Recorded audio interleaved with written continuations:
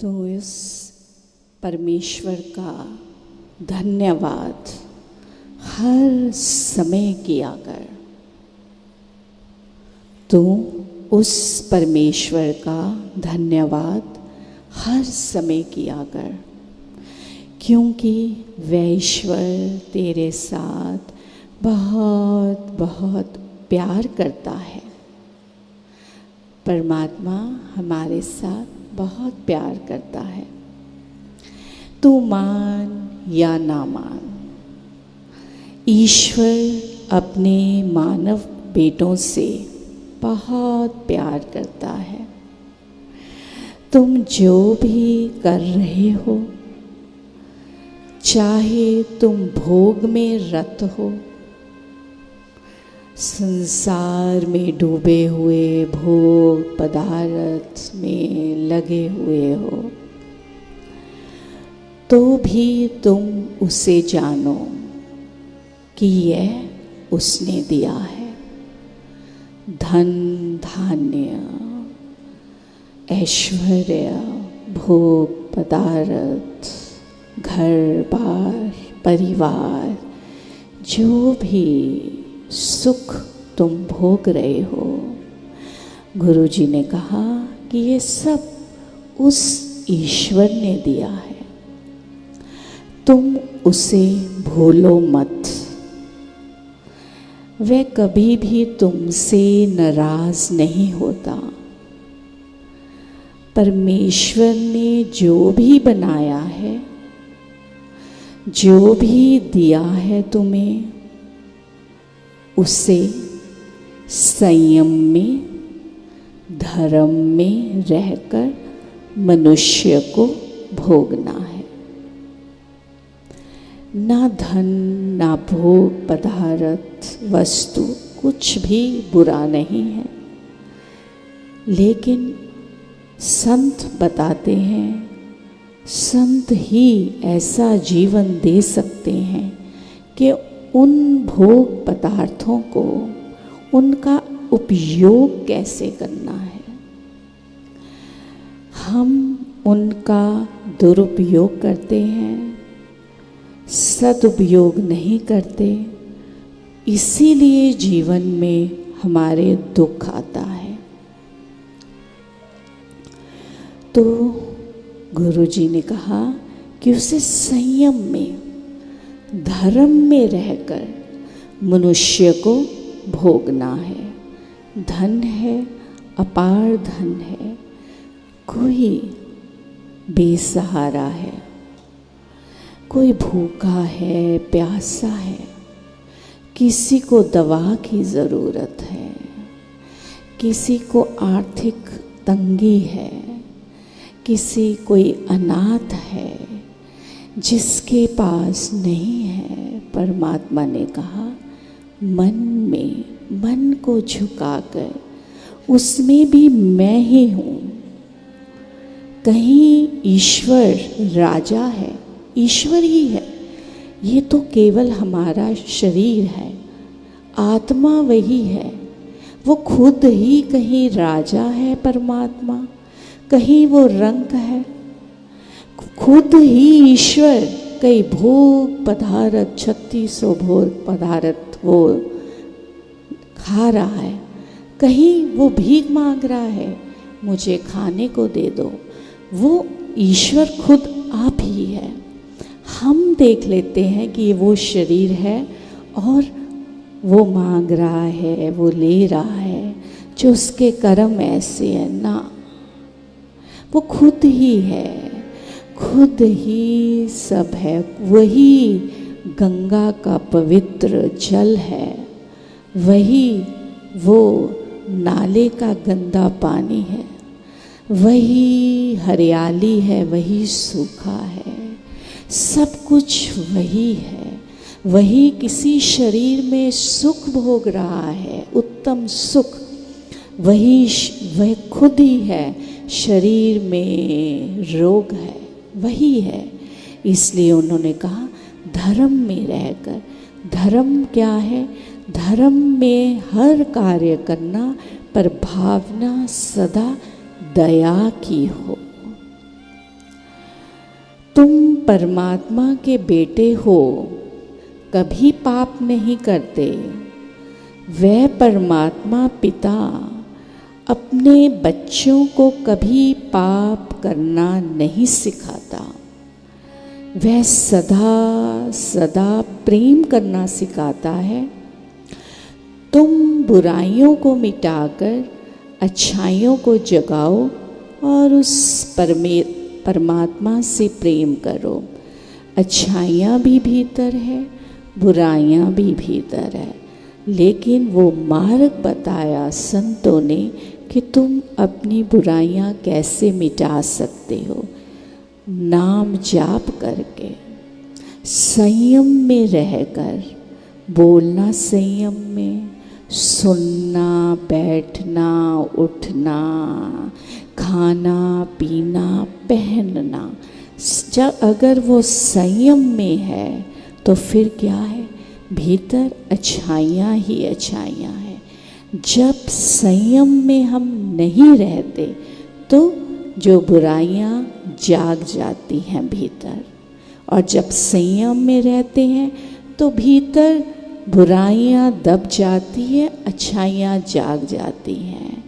तो उन्होंने कहा उस अच्छाइयों को जगाओ, परमात्मा से प्रेम करो। कैसा प्रेम करना है? तुम्हारा प्रेम पवित्र हो, दिखाने के लिए नहीं, स्वार्थ का ना हो। अगर स्वार्थ का होगा, अगर दिखावे का प्रेम होगा, तो तुम याद रखना कि ईश्वर पिता परमात्मा को धोखा नहीं दे सकोगे। जो स्वार्थ लालच में रहते हैं वो कहते हैं कि किसने देखा परमात्मा। उनका प्रश्न यही रहता है, कौन परमात्मा?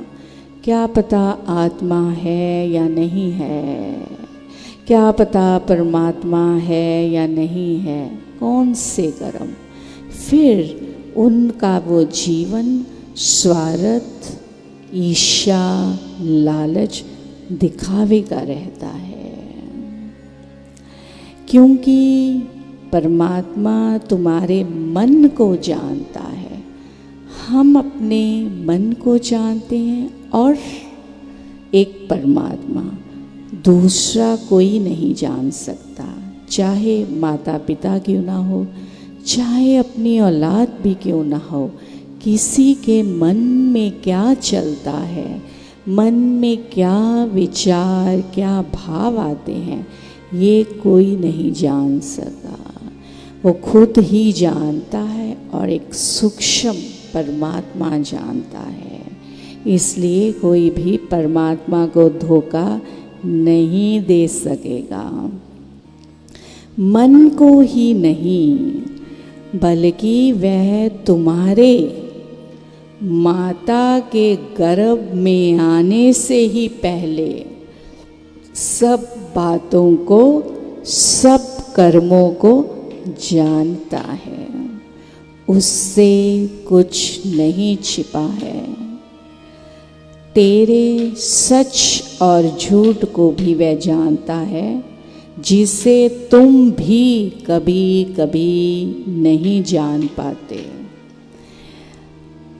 हम अपना जीवन जीते हुए कई बार बहुत अशुद्ध विचार आते हैं, हम भूल जाते हैं। अपनी वाणी से निकले हुए शब्द भी हम भूल जाते हैं। किसी का कभी मन दुखाया, मन से, हृदय से, तो वो भी भूल जाते हैं, वो भी नहीं। जैसे जैसे अब अभी बालक है, जवान है, मध्य अवस्था है, वृद्ध अवस्था में जब जाते चले जाते हैं तो जानो कितना कुछ भूल जाता है। वो कई बार कहता है, क्या मैंने ऐसे कहा, मैंने तो ऐसा नहीं कहा, सब भूल जाता है। लेकिन परमात्मा को एक पल पल का जो तुम्हारे भीतर विचार उत्पन्न होते हैं, अच्छे हैं या बुरे हैं वो सब जानता है। हम तो इस जीवन की किए कर्मों को भी भूल जाते हैं। परमात्मा तो कितने ही हजारों जन्म जो हमने लिए उसकी एक एक कर्म का हिसाब उस परवरदिगार के पास रहता है। वह जानता है। संतों ने कहा ये अलग बात है कि तुम दूसरों से छुपा सकते हो, दूसरों से छुपाकर अपने आप में वड्याई करवाना, अपना मान यश आदर के लिए, ये सब झूठा है।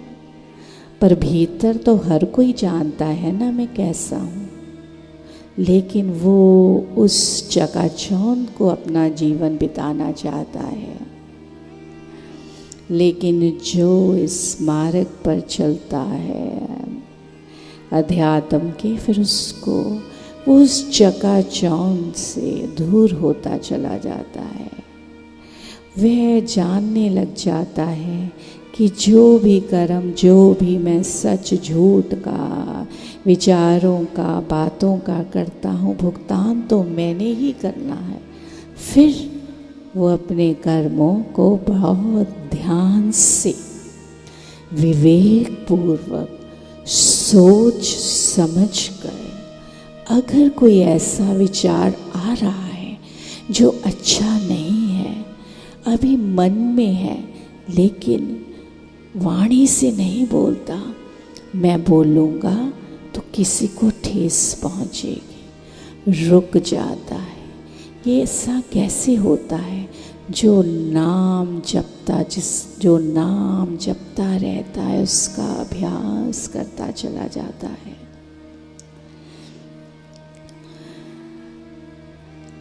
तुम दूसरों से छुपा सकते हो, मगर अपने विचारों को, अपने कर्मों को तुम अपने आप से नहीं छिपा सकते। और यही मैं तुम्हें समझा रहा हूँ कि अपने मन को पवित्र रखना, तभी तुम में सत्य का प्रेम जागेगा, और जिसे जागने से तुम्हें शांति और सुकून मिलेगा। सब कुछ है, धन धान्य, भोग पदार्थ, वस्तु, और शांति है, सुकून है। कब? जब सत्य भीतर समाएगा, जब सत्य के मार्ग पर चलेंगे और तुम्हारा मन सदा पवित्र प्रसन्न बना रहेगा, फिर तुम ईश्वर का हर समय धन्यवाद करते कभी थकोगे नहीं। सदा तेरा शुक्र है, तेरा शुक्र है। जब सत्य जाग गया तो अब क्या है, संसार ये जो आंखें देख रही हैं, अब सत्य नजर आएगा। अब झूठ पीछे रह गया, अब झूठ दिखाई नहीं देगा। और तुम जैसे कोई तुम्हें कोई प्रिय वस्तु दे और आपको उसकी चाहना थी और तुम उसका शुक्र करते करते नहीं थकते, तेरा बहुत शुक्र है, बहुत शुक्र है, कितना मन प्रसन्नचित्त होता है। ऐसे ये नाम की शक्ति है, ये नाम की शक्ति है कि सत्य दिखने लगेगा, बुरा कुछ दिखेगा नहीं। क्यों नहीं दिखेगा? कि परमात्मा बुरा कुछ भी जो तुम्हें लगे, तुम्हारे कर्मों के कारण किसी का बुरा दिखाई दे, वो तुम्हारे सामने आएगा ही नहीं, वो अपने आप दूर होता चला जाएगा। परमात्मा करता क्या है कि जो तुम्हारे लिए अच्छा नहीं है वो अच्छा, लेकिन तुम्हारे कर्मों का उसके साथ बंधन है। वो बुरा नहीं है, कर्मों का बंधन है, लेकिन जिससे तुम्हें दुख पहुँचे वो जो संसार का, चाहे वो प्राणी है, संसार की कोई भी चीज़ है, संसार का धन है, संसार का पदार्थ है, वो सब तुम्हारे से दूर कर देगा, ताकि तुम्हें केवल प्रेम ही प्रेम नजर आए। फिर क्या होगा? हर समय धन्यवाद, हर समय तेरा शुक्र है परमात्मा, तेरा शुक्र है। सच्चे साधक की साधना भी यही है कि अपने परमेश्वर पिता को एक पल के लिए भी ना भूले। जब हम अपने परमात्मा को एक पल के लिए नहीं भूलेंगे तो बुरा कर्म करने से बचाव हो जाएगा। अगर उस और कदम बढ़ने लगेगा भी, वह कदम परमात्मा मुझे देख रहा है, वो कदम पीछे हट जाएगा। उसे अपने हृदय में सदा सदा प्रेम करते रहें। आखिर गुरुजी कह रहे हैं कि कैसा प्रेम करना है अपने परमात्मा से, क्योंकि सभी कहते हैं प्रेम करो प्रेम करो। कैसा प्रेम हो अपने परमात्मा से? जैसे किसी प्रेमी ने अपने प्रेमिका को समय दिया हो और समय हो गया हो, प्रेमिका नजर ना आ रही हो, तो वह बार बार दरवाजे पर जाकर देखता है, क्यों देर हो गई। पागल सा बन उसका इंतजार करता है। जब तक प्रेमिका नजर नहीं आती, उसकी नींद, चैन, आराम सब खो जाता है। इसी तरह साधक को अपने परमात्मा के प्रेम में हर वक्त मिला रहना चाहिए। जब उससे प्रेम करोगे तो वह भी तुम्हारे लिए व्याकुल होगा, तुम्हें मिलने के लिए। मन ही मन उसे कहो, हे प्रभु मैं तुझे बहुत प्रेम करता हूँ, बस एक तुझे ही प्रेम करता हूँ, बस तू ही एक मेरा रक्षक, पालक, स्वामी, पिता, माता है। तेरे सिवा मैं किसी से और कुछ नहीं चाहता। ये बहुत ही उत्तम प्रार्थना है। तेरे सिवा मैं किसी से और कुछ नहीं चाहता। समर्पण, पूर्ण समर्पण के मेरा परमात्मा ही सब कुछ है।